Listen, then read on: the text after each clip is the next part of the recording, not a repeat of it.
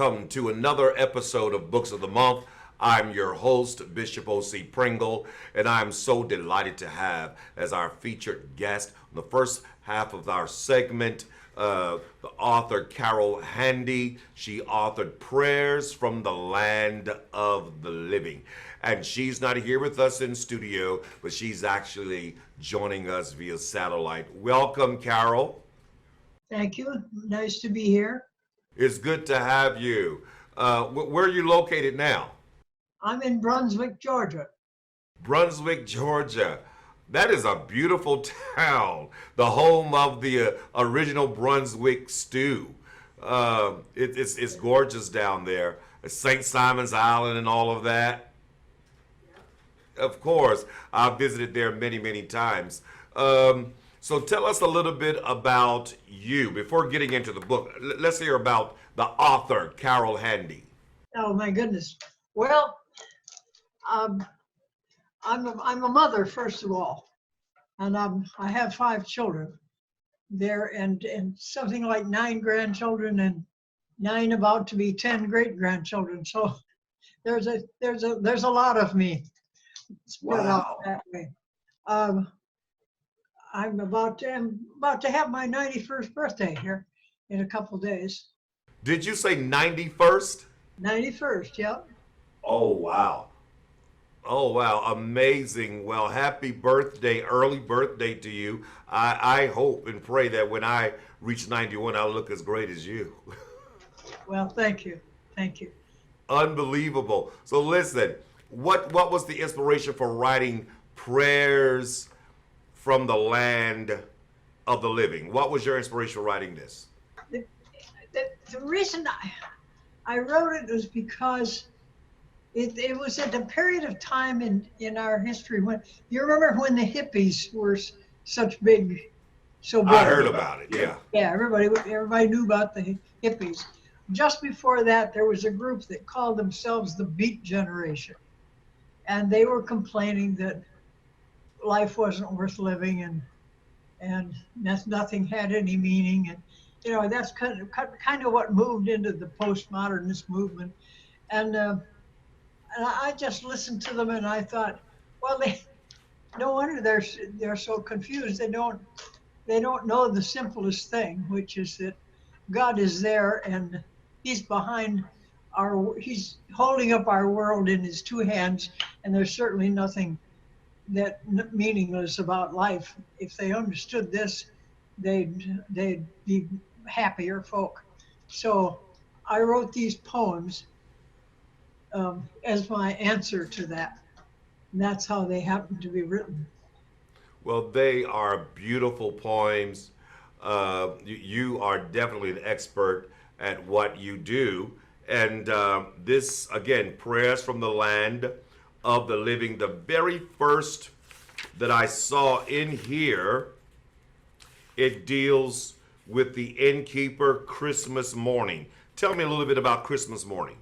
Well, I just wondered how the innkeeper, supposing an innkeeper felt like a member of the Beat Generation, how would he feel on Christmas morning when that thing had gone on in his backyard the night before? And so from that point of view, I wrote it. What I discovered myself after I'd finished them all was that in each instance there was somebody who saw a seminal moment in the life of Jesus, and either like the innkeeper saw a human event and was troubled by that, but his wife saw the baby for who he was. Uh-huh. She saw the Christ, and he didn't. He just saw a baby getting born. And their reactions were entirely different, of course. And I was surprised to find at the end of the book that this is what it really is. It's an account of how some of us can see what some have eyes to see and ears to hear, and others do not. Mm-hmm. And that's, I think, is what primarily is what the book is saying. Okay. So you're currently 90 years old. How long have you been a poet? How long have you been composing poems? I wrote my first poem about the age of 12. It was terrible, but it was what I wanted, and I knew right then and there that I wanted to be a writer all my life. It was a rainy day, and I couldn't go out and play, and so I asked my mother if I could use my daddy's typewriter. She said, "Yes, if you don't break it, you can use it." So I began to type, and I was so impressed with what I wrote that I just thought, "Hey, I'm going to do this all my life. I'm going to be a writer." How many poems would you say you have written? Oh gosh, I don't know. I've had two short ones published. They're pretty hard to get published, you know. The general public just doesn't like poetry very much, and but I've had that, but I've written a lot of them. I do it more for myself than for any other reason, and I'd like one of these days maybe to put a little collection together, and maybe right Okay. now I have about 20 that I think would be worth somebody's reading. The rest of them wouldn't. Okay. Okay. Okay. So how many would you say is in this volume? I'm sorry, what? How many poems do we have in here? There are 5 in there, plus there are 5 poems. Um, oh, and then there's a very short poem, which is a prologue, which introduces the work.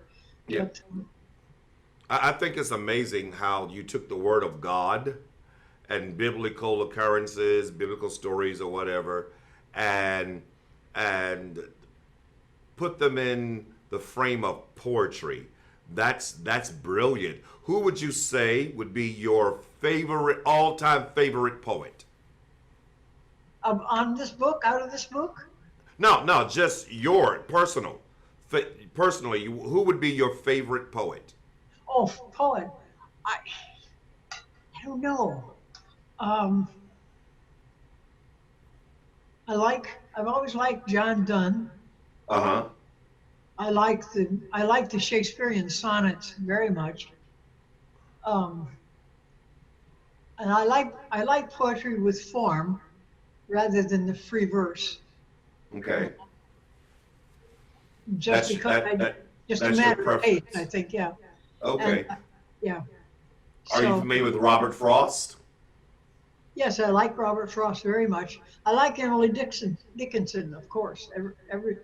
She's one of the great talents that sometimes is misunderstood as being a simple little mind, and she's not Uh-huh. a simple little mind at all. It's a Yeah.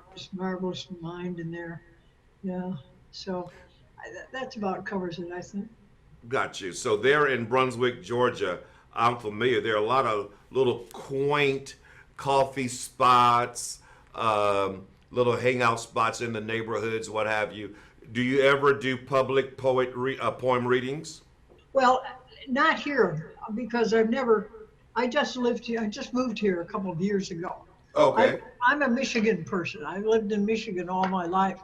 And yes, I've been appearing and reading poetry and read these poems, as a matter of fact, at Lenten services, for instance. People, they not during the church service, but Lenten programs, they want something that carries through for the whole season, and these lend themselves to that very well. So Hmm.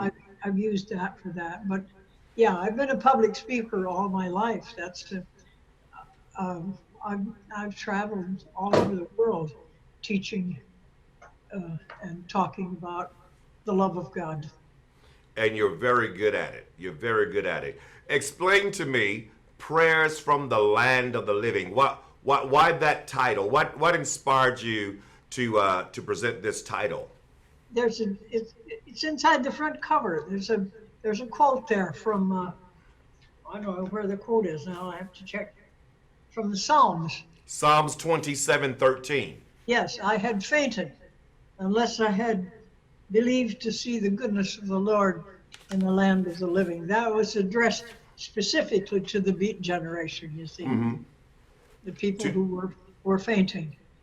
Exactly. Exactly. Extremely inspiring.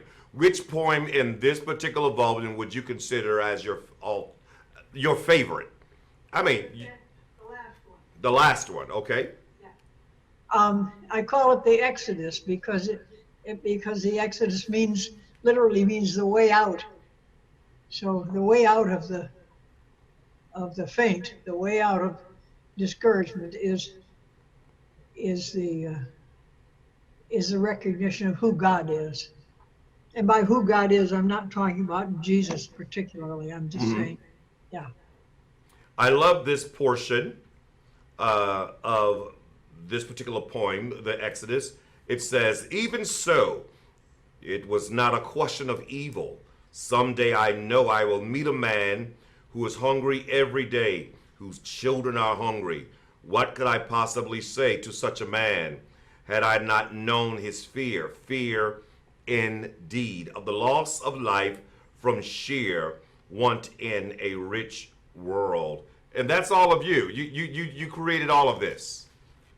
Yeah, yeah. Awesome. Well, I guess. I mean, it just, these came pretty rapidly. I just had the idea I don't think I had an idea for a series. I think I just had an idea that I wanted to write a poem about it. So I sat down and the first one came through pretty easily. And then about a week later, I got an idea for a second one and so on. And that's how it came. So I think it was a gift. I think it was a gift given to me. Certainly. Well, you are definitely carrying an awesome gift. Right quick, we have 2 more minutes left. Where can we find your book? We can find it on Amazon. Uh-huh. And I think there may be other outlets, but I'm not sure what they are. That's the easiest one. And it's both digital and in print. So I think it can be had on Kindle as well. I might mention that I had two other books that I've written. One of them is The Dragons of Rizvania, which is a fairy tale for children and grown-ups. Okay.